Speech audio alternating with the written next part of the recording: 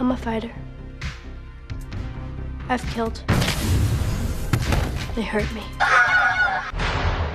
Welcome back to Director's Choice. Sci-fi is a genre that brings out either the best or worst in a storyline and its actors.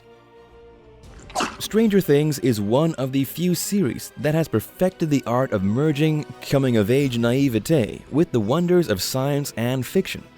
And like every great series, it is focused on a group of friends who are incredibly smart and unique. But what's a sci-fi series without superpowers? Introducing 11. You guys hear that?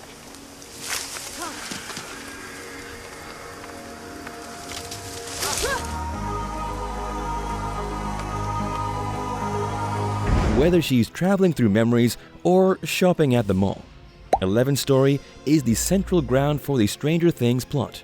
No offense, Will.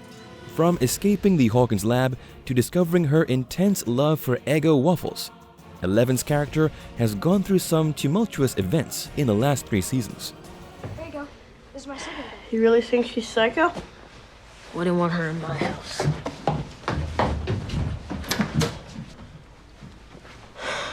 Mental. In today's episode, we are going to try to unravel the frequencies behind Eleven's psychology. Make sure you stick around to the end of this video to what the most important addition to Eleven's wardrobe has been. Oh. She is the teenage heroine protecting her friends, one demo dog at a time. But what is the truth hidden behind Eleven's stoic exterior? How did her life before meeting the boys prepare her for their adventures? Use your powers, okay? Here's the complete breakdown of Eleven's psychology.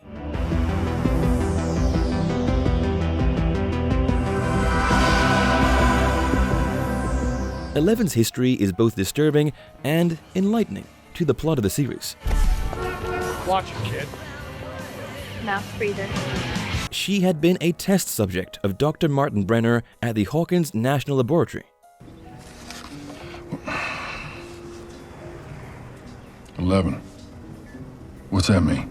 Her entire identity is shaped by growing up connected to wires and machines that tested her supernatural abilities at every turn.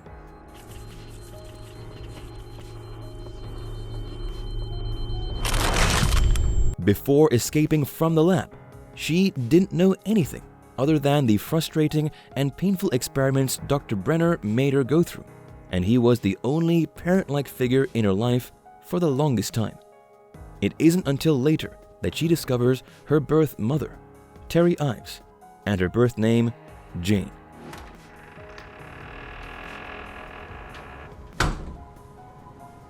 I want to see Mama.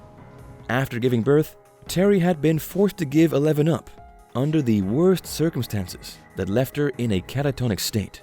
11 doesn't know this till later in the series, which leads to her spending her early years without a sense of identity or belonging. Mama! Mama!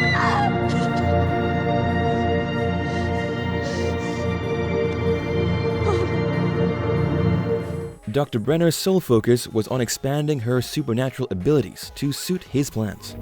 Incredible. She became restricted to his orders, and when she resisted, his punishments.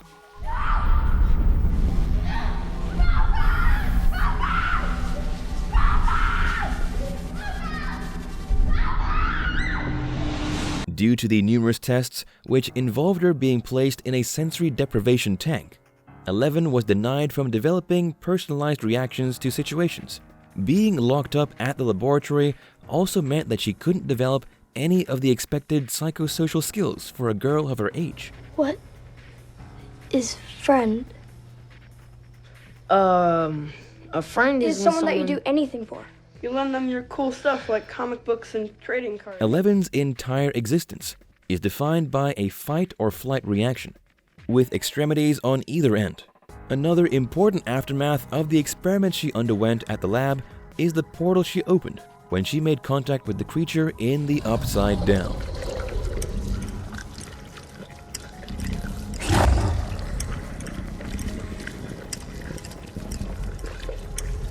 Dr. Brenner pushed her to her limits, and as a result, left her with a responsibility that drained her and hurt those around her. In addition to her lack of social skills, this burden further impacted Eleven's reactions with the people that mattered most to her. Come on, Lucas. Why would you do that? What's wrong with you? What is wrong with you? 11 may have been able to establish a limited paternal connection with Dr. Brenner, but she never had anything remotely close to a maternal connection. The maternal deprivation that 11 experienced is a crucial part of her psychological makeup. She feels disconnected from the world on an emotional level because she didn't have the comfort and security of maternal care in her life. This goes further to reflect on her insecurities.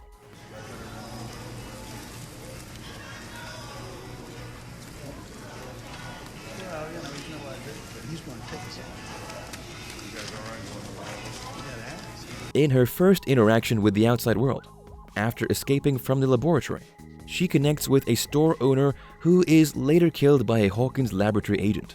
Experiencing that level of panic and disappointment, mere moments after her first taste at freedom, did a lot of harm to 11's mental space.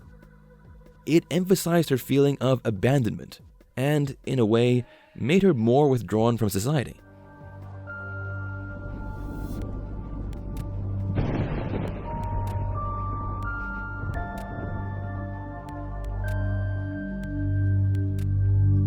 For someone with telekinetic powers, 11 felt helpless and small in a world that she didn't understand. Encountering Mike and the boys while she was on the run was the defining moment that gave 11 an identity and a purpose.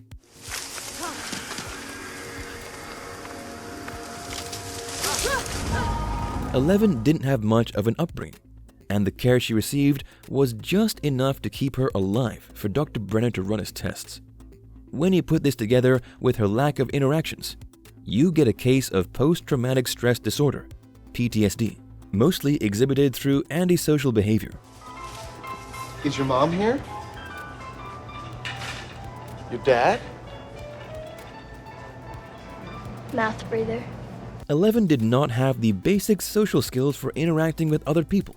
When she first met Mike, Lucas, and Dustin, she couldn't communicate with them. No. Although she and Mike hit it off pretty early on, it took a while before she started opening up to the others. Due to her background, 11 remains wary of meeting new people throughout the series. I don't believe we've met. What's your name? 11. Eleanor. She's my, Cousin. Second cousin. Thank you. 11 doesn't trust easily, and she is very skeptical of people outside of her immediate circle, not having the right guide to using her powers, except during experiments. 11 is unbridled at first. She had very little control over her emotional outbursts and how they affect her powers. When her stress levels went too high, she would lose control of her powers and cause serious damage. Her limited communication skills meant there was a lot of disagreement and she couldn't express herself.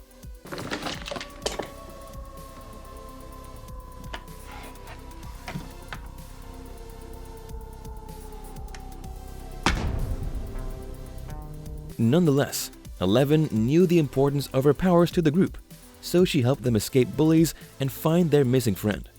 She's our friend and she's crazy! You come back here, she'll kill you! You hear me? She'll kill you, you sons of bitches! After sacrificing herself in the fight against the monster from the Upside Down, she lived remotely under the protection of Police Chief Jim Hopper. In that period, her claustrophobia and PTSD from the years of torment at the laboratory became more apparent. The trauma from her experience with Dr. Brenner made her wary of Hopper.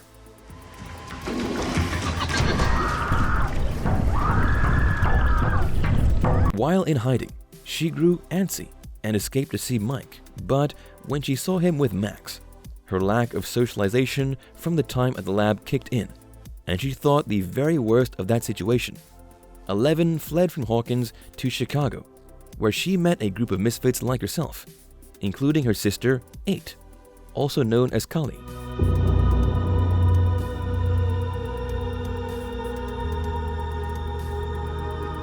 Sister. Although she felt a level of kinship with them, 11 still came back to Hawkins.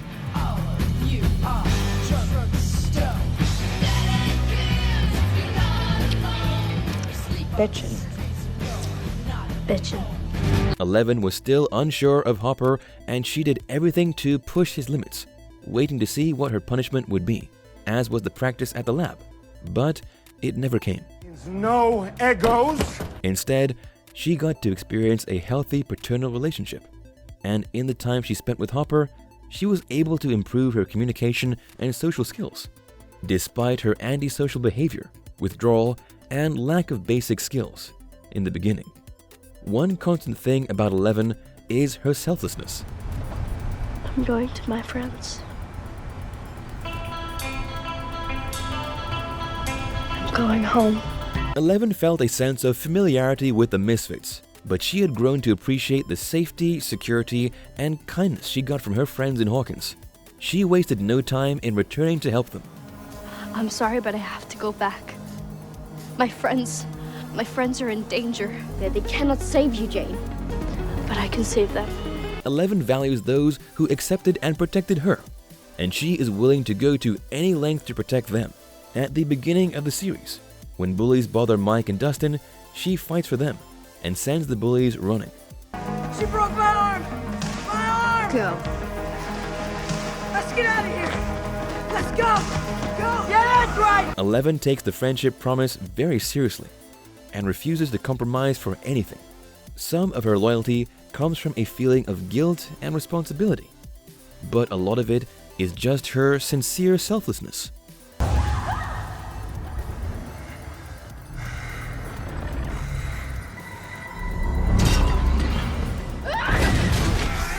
Eleven understands the feeling of helplessness and torture, so she does everything possible to make sure her friends don't experience this. 11 sacrificed herself to protect others several times. She uses her powers to help them, and even when she loses her powers, she refuses to be a liability. Her loyalty runs deep, and in itself, it is a form of superpower.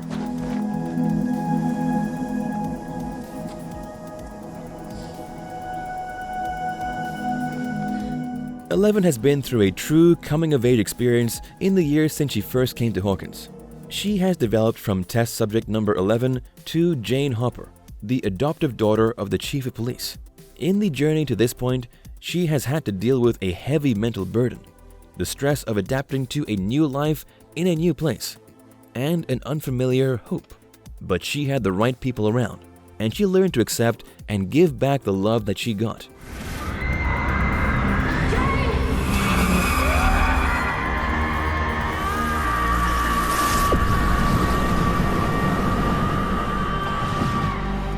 Eleven finds strength in what used to be her vulnerability, and she fully comes into her identity as the most powerful member of the squad.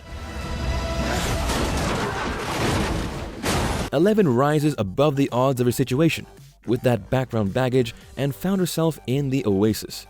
She learned to manage her emotions and, by extension, her powers without draining herself every single time.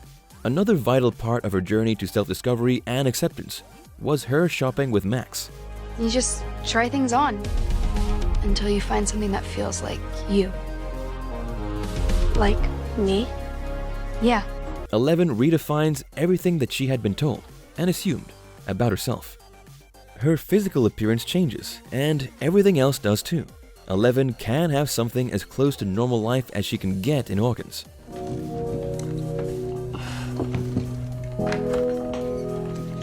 Eleven's background deprived her of social interactions. She was timid, withdrawn, and her guards were always up around others. With time, however, she learns to trust other people. We should probably go.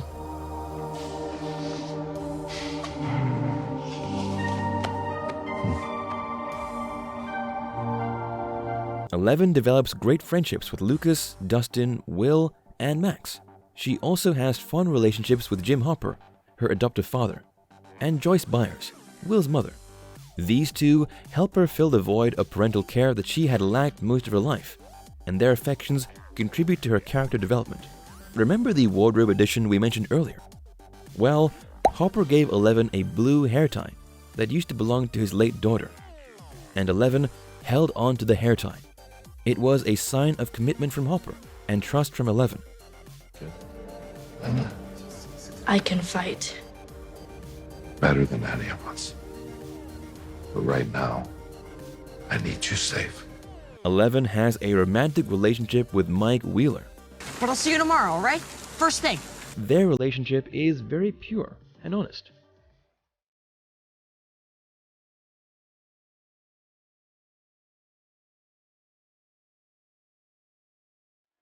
Her relationship with Mike gives 11 the unconditional affection and grounding that she needs to feel accepted, without fear of rejection, abandonment, and disappointment.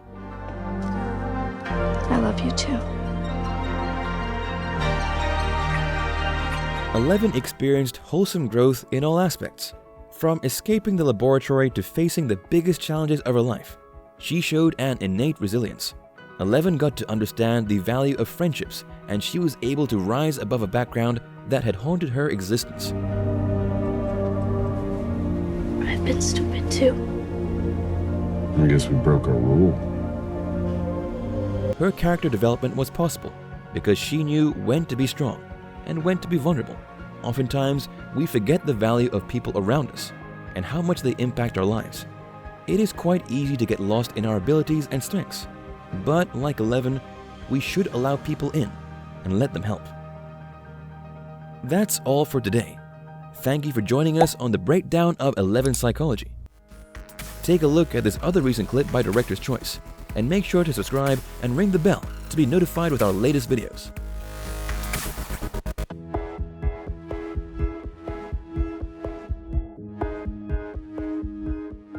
They say we're species.